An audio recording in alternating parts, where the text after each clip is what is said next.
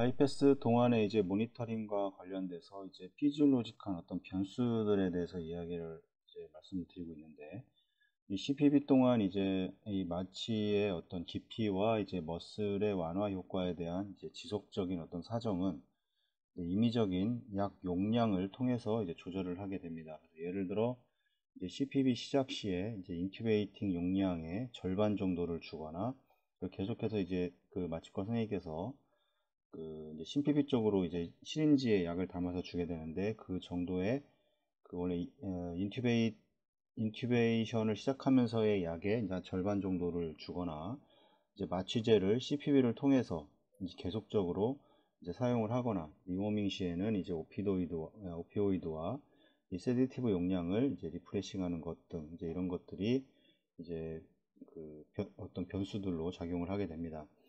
만약 감소된 이제 SBO2가 감소되거나 이제 명백한 환자의 움직임은 이제 부가적인 마취 약제가 필요하다는 이제 인디케이션인데, 이 SBO2가 마취되어 있는 상태에서 SBO2가 이게 감소를 한다는 거는 이제 근육의 활동이 이제 있다, 뭐 이렇게 얘기를 하는 겁니다. 그래서 이제 움직이게 되고, 그렇게 되면 이제 그 마취를 통해서 이 SBO2를 상승을 시키게 되고, 이 마취과 쪽에서 그 모니터링 하는 게 상당히 많습니다. 그 사진도 찍어서 여러 번 올려드렸던 것 같은데, 뭐 SBO2부터 시작해서 뭐 카디악 인덱스, 카디악 아웃풋, 뭐 이런 것들이, 이게 근데 체외순환 중에는 나올 수가 없지만 체외순환 전에는 이제 이런 것들이 다 나오게 되고, 여기에 이제 BIS라고 하는 이 마취의 깊이를 측정하는 이제 이 측정 장치를 통해서 뭐 여러 가지 뭐 세보를 튼다던가 뭐 아이소프란을 튼다던가 이제 여러 가지 그걸 진행을 하게 됩니다. 그 다음에 이제 서킷에 대한 어떤 변수들에 대해서는 뭐 여러 가지가 있겠지만, 이 서킷에 대한 변수들은 이 퍼피셔니스트에 의해서 이제 지속적으로, 이거는 이제 체외순환이 시작이 되었기 때문에 이제 이 퍼피셔니스트들에 의해서 이제 감시가 돼야 되는데, 이 칼리브레이트 된 이제 롤러 펌프에 의한 이제 시스테믹 블러드 플로우를 이제 측정하는 것. 그 롤러 펌프의 경우에는 가장 중요한 거는 방향성과 이 간극 조절이라고 그랬는데, 이 간극 조절, 방향성이 잘못되면 이제 큰일이지만 이 간극 조절도 문제를 일으키게 되고, 이 간극 조절도 정확하게 이제 모니터링이 돼야 됩니다. 그다음에 센트리퓨갈 또는 이제 넌 어클루시브 타입의 이제 디플레이스먼트, 이게 센트리퓨갈과 롤러 펌프를 이제 장점을 합쳐놓은 이제 이런 펌프인데, 이런 디스플레이스먼트 펌프를 사용할 때 이제 이 일렉트로닉 플로우메타에 의한 이 시스테믹 블러드 플로우를 이제 측정하는 것을 이제 모두 이제 포함을 하게 됩니다.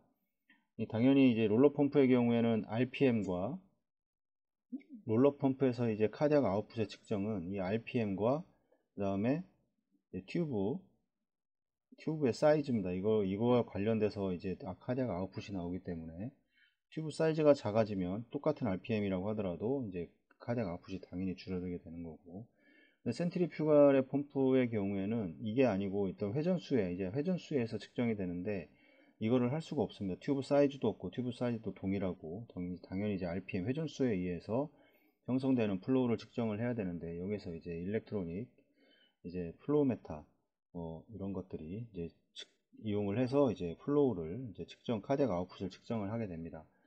CPB 서킷에서 이제 비너스 블러드의 이제 드레니지 같은 경우는 이제 상당히 제일 어떻게 보면 제일 중요합니다. 에크모도 마찬가지고, 이 뭐 CPB 과정에서 이 비너스의 드레니지가 원활하지 않는다는 거는 결국에는 이제 플로우를 줄 수가 없습니다. 드레니지가 원활하지 않으면.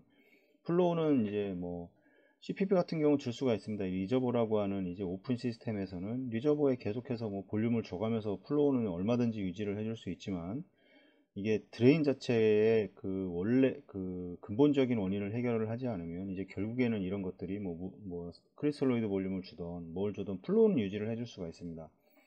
하지만 이제 이런 원인으로 인해서 환자가 이제 아주 좋지 않은 영향을 이제 받게 된다는 거. 플로우 자체가 이 드레인이 바탕이 되지 않는 펌프 플로우를 장시간 유지할 수도 없을 뿐더러 유지가 가능하다고 할지라도 이제 어떤 분명한 이제 환자한테 피해는 발생을 하게 됩니다.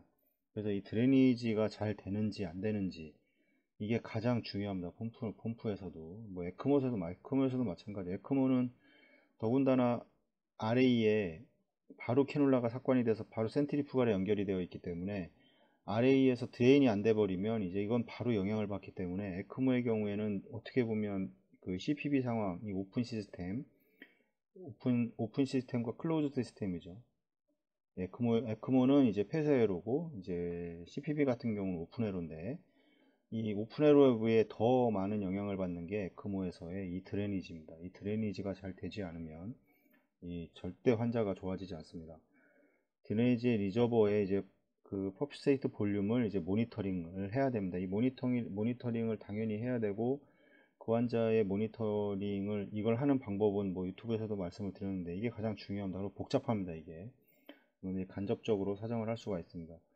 여러 가지 모니터 뭐 CBP라던가 뭐 PAP 뭐 그다음에 아트리알의 이제 웨이브, 이 웨이브는 뭐 AR이나 이런 게 있으면 뭐 당연히 이제 이거는 확인할 길이 없지만 이런 것들을 확인을 해서 간접적으로 확인을 할 수가 있고 그다음에 드레인되는 이제 양이 얼만큼 드레인이 돼야 될 건지 이것도 계산이 어느 정도 가능합니다. 그래서 만약에 뭐 예전에도 뭐 이렇게 그 후배들 교육할 때 똑같은 리저버가 있을 때 리저버 레벨이 이만큼 있는 거하고 이만큼 있는 거하고 어떤 게 드레인이 잘 되냐 이렇게 그냥 이것만 놓고 봤을 때는 이게 더 많이 잘 되는 것처럼 보이지만 이게 안 되는 경우도 있고 이게 잘 되고 있는 경우도 있습니다. 이거는 그래서 그 환자의 이 전체 체액량을 계산을 하고 그 체액량에서의 이제 그 관료되는 양에서 드레인되는 양은 얼마가 될 것인지가 계산이 가능하기 때문에 이게 우리 몸은 대부분 이게 구획이 있습니다. 세포 내외에 구획이 있고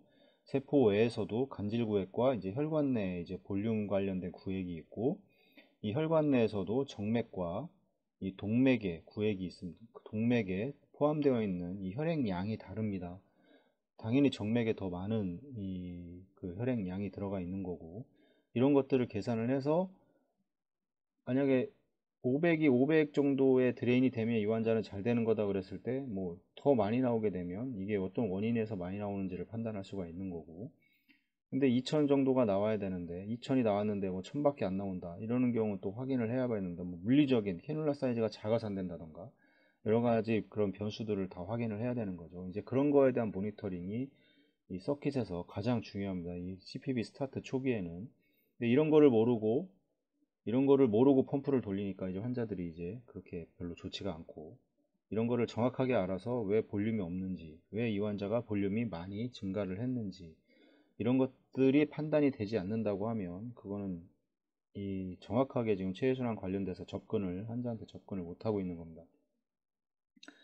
이 퍼퓨저니스트는 항상 이 블러드 볼륨이 이제 늘어나고 있는지 뭐 이런 거는 이제 비너스나 다른 블러드가 시스테믹 블러드를 초과해서 이제 되돌아오는 것을 말하는 겁니다. 이 비너스 드레인이 아까도 얘기했지만 이 정도면 정상이라고 생각을 했는데 계속해서 이 비너스 드레인이 이제 증가를 하는 어떤 원인에 의해서든 체액량이 많던 아니면 부종으로 작용하던 것이 이제 혈관으로 빠져나오면서 이제 드레인이 되던 이런 것들을 초과해서 돌아오는지 아니면 이 반대 상황 줄어들고 있는지 이거에 대한 이제 이거 또는 상대적으로 안정된 상태를 보여주는지 당연히 이제 이게 인지를 하고 있어야 됩니다. 이게 펌프를 시작을 했는데 드레인이 되는지 안 되는지도 모르고 드레인인지 안 되는지 판단을 해서 서전한테 캐놀라의 위치 포지션이 안 좋아서 그러는 건지 아니면 캐놀라가 작아서 그러는 건지 이런 것들을 판단을 하지 못하면 드레인이 안 되는 상태에서 플로우를 줄 수가 없기 때문에 플로우는 그러면 이제 낮은 플로우를 유지를 하게 됩니다. 이 낮은 플로우를 유지한다는 것은 결국에는 이펙티브한 이제 블러드 플로우가 형성이 되지 않는 거고 그러면 이제 여러 가지 문제를 일으키게 되는데 설명을 드렸었는데 우리 몸은 압력을 측정을 하게 됩니다. 압력. 이 플로우 이 볼륨에 의한 압력을 측정을 하게 되는데 이게 캐로티드, 그다음에 심방, 그다음에 이제 그 레널 아테리 쪽에서 세 군데에서 측정을 하게 되는데 이제 이런 압력의 측정 변화로 인해서 이제 그 호르몬들이 이제 방출이 되거나 아니면 방출이 되게 되고 그 호르몬에 의해서 이제 수분을 자꾸 혈관으로 땡겨오는 뭐 ADH 같은 경우 항이뇨 호르몬 같은 경우가 특히나 이제 이런 건데 이런 것들이 분비가 되고 이러면 볼륨 자체가 이제 문제가 될 수 있습니다. 그래서 이런 것들을 인지를 하고 있어야 되고, 이런 것들이 정확하게 판단이 되지 않으면 이제 결국에는 모든 게 다 환자한테 피해가 가는 이런 문제가 발생을 할 수가 있습니다. 그래서 이제 리저버 볼륨이 이제 올라가거나 떨어지는 정도를 알고 있어야 이제 위험하게 낮은 상태의 볼륨이 되기 전에 이제 적절한 시스테믹 블러드 볼륨의 변화를 줄 수가 있습니다. 이런 것들을 이렇게 계속 이야기를 하고 있는 것들이 이게 가장 체외순환 과정에서 이제 중요한 부분, CPB 과정에서 가장 중요한 부분이기 때문에 계속 이야기를 하는 거고, 이 부분은 따로 챕터를 만들어서까지 얘기를 드렸는데, 이거는 계속적으로 드레인이 안 되는지 잘 되는지는 정확하게 계속 판단이 되어야 됩니다. 수술 중에. 수술 시작부터 시작해서 이제 수술이 이제 그 마무리 될 때까지 계속해서 비너스 드레인의 변화를 알고 있어야 되고, 그 수술 중간에도 심장을 리트랙션 하는 과정에서도 이 캐놀라의 위치가 변하거나 이러면서 그 드레인에 문제가 발생할 수가 있고, 이런 것들이 또 다른 또 문제를 일으킬 수가 있기 때문에 이런 비너스 드레인에 관련돼서는 어떻게 보면 관류량보다 더 중요합니다. 캐놀라 그 체외순환 과정에서는 다들 경험을 해보시겠지만 비너스 드레인이 안 되면 플로우를 절대 줄 수가 없습니다. 그렇게 되면 뭐 환자의 상태는 뭐 뻔히 수술을 하고 나서 어떻게 될지는 뭐 결과가 뻔한 거고, 시스테믹 블러드 플로우의 이제 25% 정도 되는 이제 비너스 리저버 레벨을 지키고 있어야 한다고 얘기를 하고, 15초의 반응 시간, 리액션 타임이라고 하는데, 이거를 확보할 수 있어야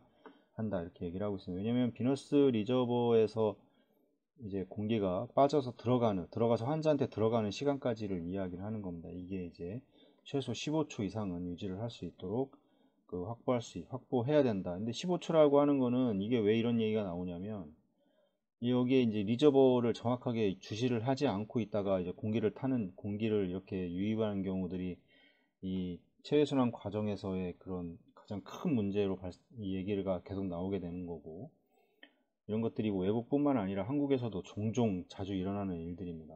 그래서 자꾸 그 사람이 집중할 수 있는 시간이 그렇게 길지 않기 때문에 계속 집중은 해야 되지만, 그래서 이제 이 장치의 센서를 이용을 해서 그거에 도움을 받으라고 자꾸 얘기를 하는 건데, 대부분 가면 그런 거 리저버 뭐 레벨 센서라던가 뭐 버블 센서라던가 이런 것들을 전혀 안 하고 하는 병원들이 너무나 많습니다. 이제 거의 대부분 안 한다고 보는 게 맞습니다. 이걸 귀찮아서 안 한다는 얘기를 가장 많이 합니다. 이거 왜 안 하냐고 물어보면, 있는데도 안 하는, 없어서 안 하는 거는 뭐 어쩔 수 없다 치는데, 있는데도 안 하는 거는, 이거는 제가 보기에는 이거 진짜 심각한 문제라고 생각을 합니다. 이거 뭐 공기 타면 자기들이 제대로 빠른 시간에 해결할 수도 없으면서, 얼마 전에 말씀을 드렸었는데, 체외순환 과정에서 이런 센서 하나도 없이 펌프 돌리고 있다가 에어 타가지고 환자가 세레브랄 엠볼리즘, 그 임파고고, 이런 데도 있었습니다. 실제 얼마 전에도. 이런 건 정말, 이런 무책임한 행동은, 이 체외순환사라고 하면, 제발 어떤 그런 인식이 있다고 하면 절대 하지 말아야 되는 행동 중에 하나입니다. 하면서 유튜브를 왜 봅니까 도대체?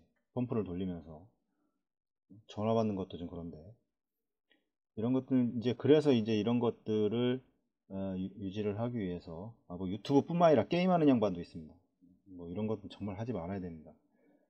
디바이스 제작가 이제 회사가 제안하는 에어의 유입을 피할 수 있는 이제 세이프 오퍼레이션을 위한 최소 이제 블러드 레벨은 꼭 지켜야 합니다.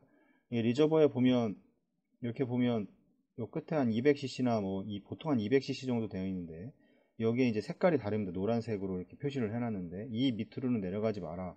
그래서 이제 그 이상으로 항상 유지를 해라. 그래서 보면 한 200cc나 300cc 정도의 이렇게 노란색으로 옥시네이터에 표시가 되어 있습니다. 그 밑으로는 최소한의 레벨은 꼭 지켜야 한다. 이런 것들을 얘기하는 거고, 다양한 이제 카디오 풀모널 바이패스 이제 리저버 볼륨에서 이제 리액션 타임을 보면 여기에 보이는데, 플로우 레이트가 증가를 할수록 이 리액션 타임이 점점 줄어드는 걸 알 수가 있습니다. 5리터에서 400cc, 600cc, 800cc가 있을 때, 1리터, 1.5리터가 있을 때, 여기 보면 5리터를 준다고 했을 때 뭐 한 20초 정도? 이 정도 되면 이제 공기가 유입이 될 수가 있는 겁니다.